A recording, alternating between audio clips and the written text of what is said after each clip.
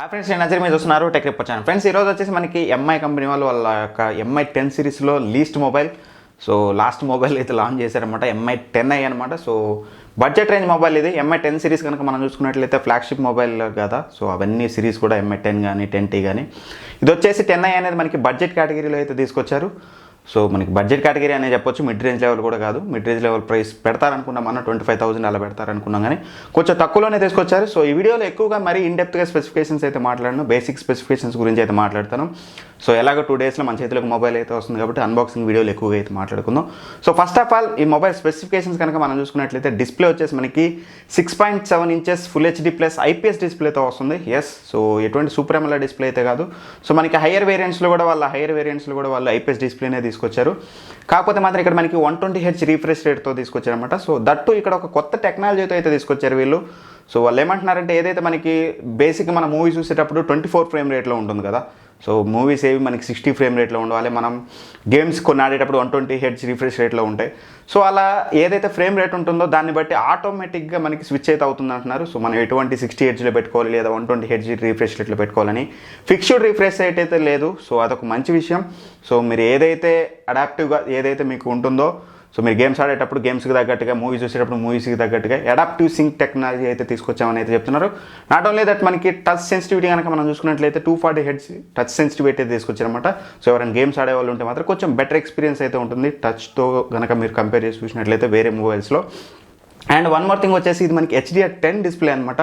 So మీకు display అనేది కొంచెం బెటర్ ఉంటుంది. ఐపీఎస్ డిస్ప్లే అయినప్పటికీ కొంచెం బెటర్ డిస్ప్లేని ప్రొవైడ్ చేసినట్లయితే మనకి ఆన్ షీట్ అయితే అర్థమైతే అవుతుంది. బట్ ఎనీవే టెస్ట్ అయితే చేయాలి. మన చేతికి వచ్చాకైతే డిస్ప్లే చూడండి, మనం ఎటువంటి కంక్లూజన్ అయితే ఇవ్వలేము. సో అదొకటి ఓవరాల్గా మనకి బాగా నచ్చింది. అండ్ డిస్ప్లే ప్రొడక్షన్ కనుక మనం చూసినట్లయితే కార్నింగ్ గొరిల్లా గ్లాస్ 5తో అయితే ప్రొడక్ట్ చేశారు. సో ఫ్రంట్ అండ్ బ్యాక్ కూడా మనకి ఇది గ్లాస్ బిల్డ్తో వస్తుంది, ఎటువంటి ప్లాస్టిక్ బిల్డ్ అయితే కాదు.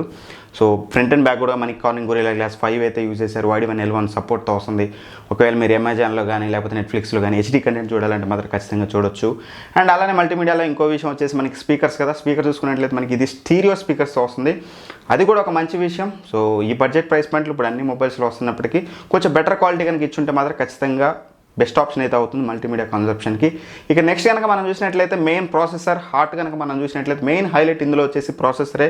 ఎందుకంటే మనకి ఇది 5G ప్రాసెసర్తో వస్తుంది, స్నాప్డ్రాగన్ 750G ప్రాసెసర్తో వస్తుంది. ఫస్ట్ టైం మనకి ఈ ప్రాసెసర్తో రావడం ఇండియాలో. సో ఈ ప్రాసెసర్ గురించి ఇప్పుడే నేనేం మాట్లాడలేను. సో నేనే కాదు, ఎవరు మాట్లాడలేరు, టెస్ట్ చేయండి. సో ఇది మన చేతికి వచ్చాక టెస్ట్ చేశాక దీని పర్ఫార్మెన్స్ ఎలా ఉందనేది ప్రాక్టికల్గా చెక్ చేశాక అయితే మాట్లాడతాను. బట్ ఆన్ స్పెక్స్ కనుక మనం చూసినట్లయితే ఖచ్చితంగా ఇది మనకి CPU పరంగా చూసినట్లయితే ఏదైతే OnePlus Nordతో కంపేర్ చేసుకున్నట్లయితే అందులో మనకి స్నాప్డ్రాగన్ 765G ప్రాసెసర్ ఉంది, అది కూడా 5G ప్రాసెసరే. దాంతో కంపేర్ చేసినట్లయితే మనకి CPU పరంగా అయితే కొంచెం బెటర్ CPU అయితే ప్రొవైడ్ చేశారు ఇందులో. అండ్ GPU పరంగా చూసినట్లయితే కొంచెం డౌన్ గ్రేడ్ అయినట్లయితే అనిపిస్తుంది అనమాట. సో ఓవరాల్గా చూడాలి చేతికి వచ్చాక పర్ఫార్మెన్స్ ఎలా ఉంటుంది అనేది అయితే అప్పుడైతే కానీ చెప్పగలుగుతాం, కానీ it's too early to say. And storage type కనుక మనం చూసినట్లయితే UFS 2.2 స్టోరేజ్ అయితే యూజ్ చేశారు, అది కూడా కొంచెం రీడ్ రైట్ స్పీడ్ అనేది కొంచెం బెటర్ అయితే ఉంటుంది UFS 2.1తో కనుక మనం పోల్చి చూసినట్లయితే.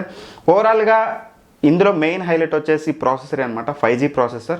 సో ఇప్పుడు వచ్చే మొబైల్స్ అన్నీ కూడా అందరి కళ్ళు కూడా 5G మీద అయితే ఉన్నాయి. ఇక రైట్ నెక్స్ట్ కనుక మనం కెమెరా గురించి మాట్లాడుకున్నట్లయితే ఇది కూడా one of the major highlight అని చెప్పుకోవాలి ఈ మొబైల్స్లో మనం చూసినట్లయితే. అది కూడా ఏంటంటే 108 మెగాపిక్సెల్. మొన్నటి వరకు మనం 108 మెగాపిక్సెల్ మనం చూసినట్లయితే అన్ని ఫ్లాగ్షిప్ లెవెల్ మొబైల్స్లోనే అయితే తీసుకొచ్చారనమాట. ఫర్ ది ఫస్ట్ టైం ఈ బడ్జెట్ కేటగిరీలో మనకి 108 మెగాపిక్సెల్ కెమెరా అయితే తీసుకుని వచ్చారు. రేర్ సైడ్ చూసినట్లయితే రేర్ సైడ్ మనకి క్వాడ్ కెమెరా సెటప్తో వస్తుంది. మీకు తెలిసిందే ఎప్పుడు 2 డమ్మీ సెన్సార్స్ అయితే యూజ్ చేస్తారు. సో మెయిన్ సెన్సార్ వచ్చేసి మనకి 108 మెగాపిక్సెల్ మెయిన్ సెన్సార్తో వస్తుందన్నమాట. అలానే సెకండ్ సెన్సార్ చూసినట్లయితే మనకి 8 megapixel wide angle censor. And అలానే సెకండ్ ఏవైతే 2 సెన్సార్స్ ఉన్నాయో మీకు తెలిసినట్టే 2 మెగాపిక్సెల్ సెన్సార్స్ అయితే తీసుకొచ్చారు. 2 కూడా మనకి ఒకటి మ్యాక్రో అండ్ ఒక డెప్త్ సెన్సార్ అయితే తీసుకొచ్చారు. నాకు ఒకటి అర్థం కాదు ఏంటంటే, ఇక్కడ ఎంఐ చూసినట్లయితే బడ్జెట్లో తెచ్చే మొబైల్స్లో కూడా మనకి చూసినట్లయితే 5 మెగాపిక్సెల్ మ్యాక్రో సెన్సార్ అయితే పడుతుంది. సో దానివల్ల ఏమవుతుందంటే కొంచెం ఇమేజ్ సైజ్ అనేది పెద్దగా వస్తుంది, మ్యాక్రో ఇమేజెస్ సైజ్ అనేది. బట్ వీళ్ళు ఇక్కడేంటో కొంచెం ప్రెస్టీజియస్గా తెచ్చిన మొబైల్లో మాత్రం వీళ్ళు 2 మెగాపిక్సెల్ మ్యాక్రో కెమెరా అయితే తీసుకొచ్చారు, అదొకటే అర్థం కాలేదు. ఇక ఫ్రంట్ కెమెరా విషయానికి వచ్చినట్లయితే మనకి 16 మెగాపిక్సెల్ సెల్ఫీ కెమెరాతో వస్తుంది, పంచ్ హోల్తో వస్తుంది అనమాట. సో పంచ్ హోల్ సైజ్ అనేది కొంచెం చిన్నగా అయితే చేశారు. సో సెన్సార్ సైజ్ అనేది ఓవరాల్గా మొబైల్ చూడడానికి అయితే చాలా లుక్ అయితే బాగుందన్నమాట. కెమెరాస్ ఏదైతే రౌండ్లో రావడం మనకి ఏదైతే OnePlusలో ఎలా అయితే వస్తాయో సో అలా అయితే తీసుకొని వచ్చారు.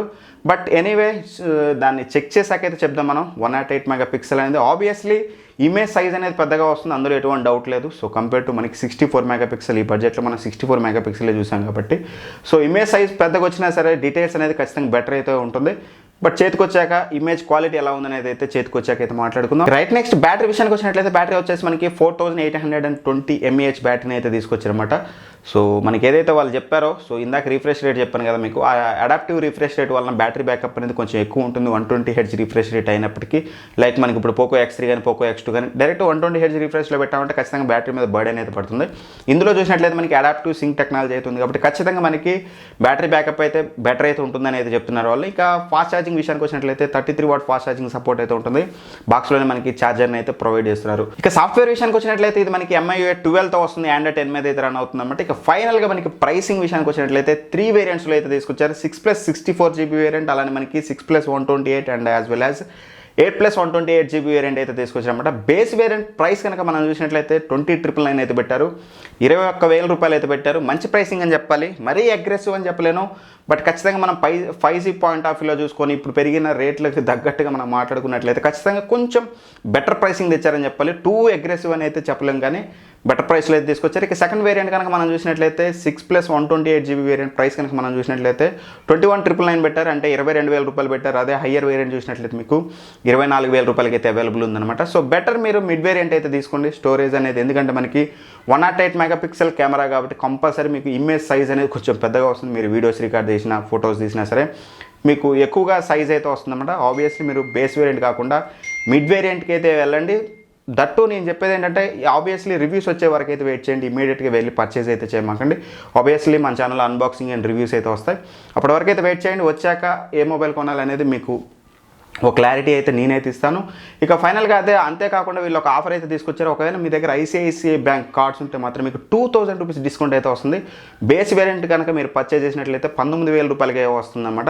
ఒకవేళ మీ దగ్గర రాకపోయినా సరే ఫ్రెండ్స్ దగ్గర తీసుకుని అయినా పర్చేజ్ చేయొచ్చు. సో దానివల్ల మనకి 19,000 కంటే మాత్రం కిల్లర్ డీల్ అయితే అవుతుంది. ఆ ప్రైస్లో మనకి 108 megapixel glass build and stereo speakers and 5G processor. ఒకవేళ మీరు పర్చేస్ చేయాలంటే మాత్రం ఖచ్చితంగా మన అన్బాక్సింగ్ రివ్యూ వచ్చే వరకు అయితే వెయిట్ చేయండి. ఎనీవే ఈ మొబైల్ మీద మీ ఒపీనియన్ ఏంటనేది కింద నాతో అయితే షేర్ చేసుకోండి. Thank you for watching. By by, జై హింద్.